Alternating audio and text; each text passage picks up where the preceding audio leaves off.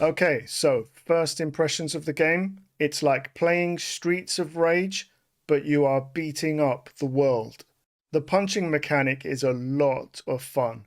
Initially, it's overwhelmingly fun. You enter a kind of euphoric, primal, zen flow state where you become Shiva, the Hindu god of destruction. Donkey Kong's a miner, but his fists are his pickaxes. You're basically all of the memes about Chuck Norris incarnate, punching the crap out of the earth. I think the reason why a lot of the reviews online are so positive on this game is that if you were to base your review on the first few hours of the game, you're basically going to come away feeling like you've played the best Nintendo game since Mario 64. It's that good of a first impression. But that wears off after a while, as you realize you can scan the environment with DK's sonar ability. This allows you to channel and control your destructive urges more effectively, and this skill becomes like a metal detector, allowing you to locate nearby collectibles and, of course, bananas. This, in theory, provides an incentive to continue destroying everything. Still, I believe that the lack of variety in movement and the minimal challenge presented by the environment contribute to a significant decline in the sense of fun and discovery. This is perhaps balanced out by the generosity of the game's banana drops. If you go back to the star system in Mario 64, each level had a series of stars that would ascend in difficulty. The sheer amount of variety of moves Mario was capable of meant that the level design would present you with some real challenges. There was a sense of value for the stars, that you had really earned them through skill, whereas the equivalent here, the bananas, are everywhere in this game.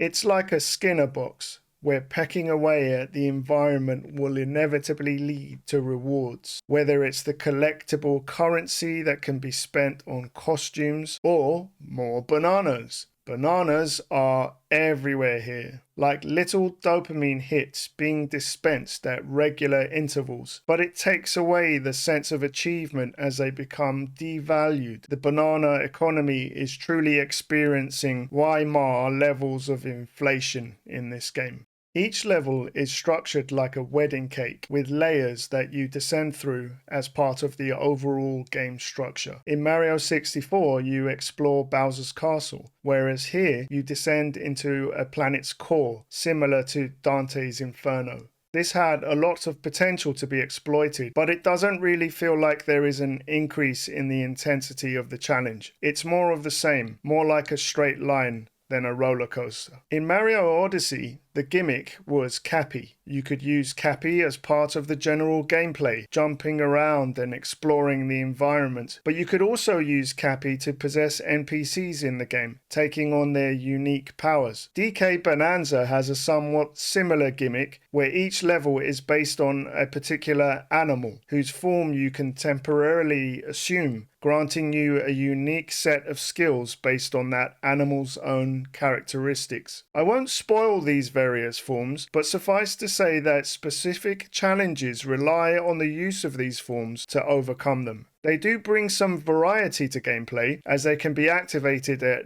any point in the game, assuming you have sufficient energy stored away, but this is nigh on infinite and accessible almost everywhere you are through breaking various parts of the environment. These altered beast-like transformations feel like a steroid boost, increasing DK's size, and even have their own catchy theme song blasted out by Pauline.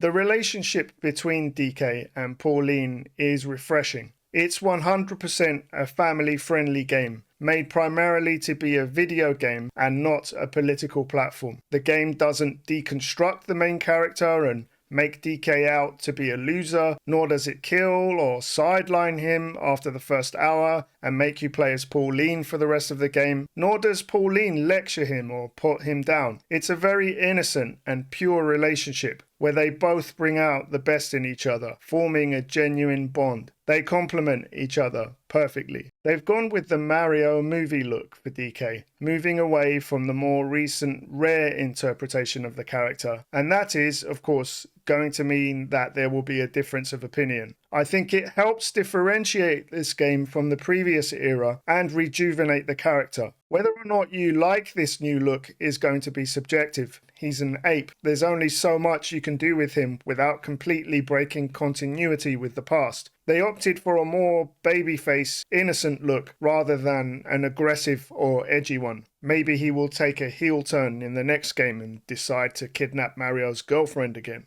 It's worth talking about this as it's one of the best parts of the game. You would really lose a big part of the atmosphere without the music and sound effects in this game. Nintendo are on top form here. There are some familiar ditties from previous DK games sprinkled in here and there, but it's done tastefully and doesn't rely too heavily on nostalgia. In particular, Pauline's songs really stand out and help to elevate DK's transformations as being a level above the routine moment-to-moment vanilla DK gameplay.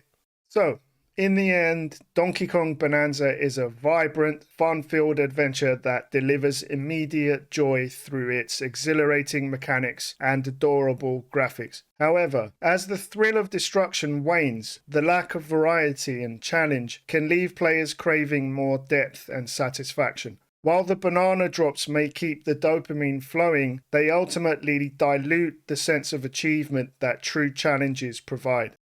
Despite this, the heartwarming relationship between DK and Pauline stands out, offering a refreshing innocence, often absent in modern narratives. It's a game that knows what it wants to be, a pure, family-friendly experience, but it leaves you wishing for the same complexity and challenge that made games like Mario 64 so memorable. This game was purchased with my own money and all opinions contained within are my own. If you liked the video, please do leave a like and subscribe for more honest content. Till next time.